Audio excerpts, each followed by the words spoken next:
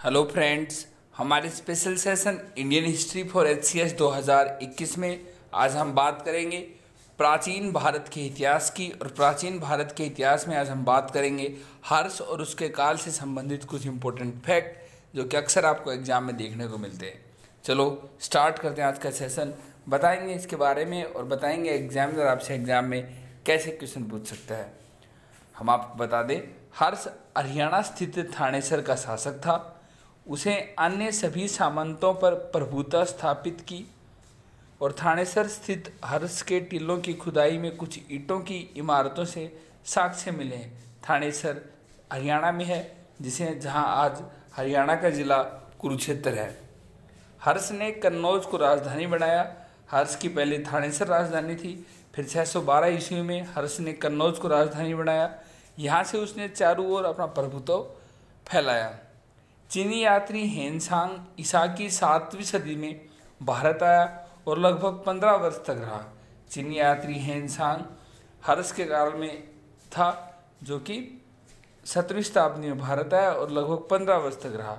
और हर्ष का जो कार्यकाल था वो भी 17वीं शताब्दी के दौरान ही था। बाणभट्ट हर्ष का दरबारी कवि था। एक बाणभट्ट थे जो कि हर्ष के दरबारी कवि थे। हर्ष ने शासनकाल का आरंभिक इतिहास बाणभट्ट से ज्ञात होता है। जो हर्ष का जो आरंभिक इतिहास था उसके शासनकाल का, वो बाणभट्ट के लेखों से ही प्राप्त होता है।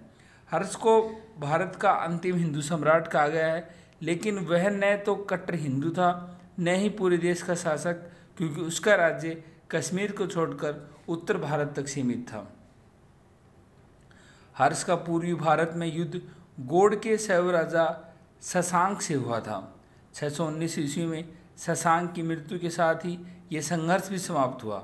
उसके दक्षिण और विजय अभियान को नर्मदा के तट पर चालुक्य वंश के राजा पुलकेशिन ने रोका। यानी जो हर्ष का जो विजय अभियान था अखंड भारत का, उसे दक्षिण की ओर विजय अभियान को नर्मदा तट के पर चालुक्य वंश के राजा पुलकेशिन ने रोका। पुलकेशिन आधुनिक कर्नाटक और महाराष्ट्र के बड़े भूभाग पर शासन करता था।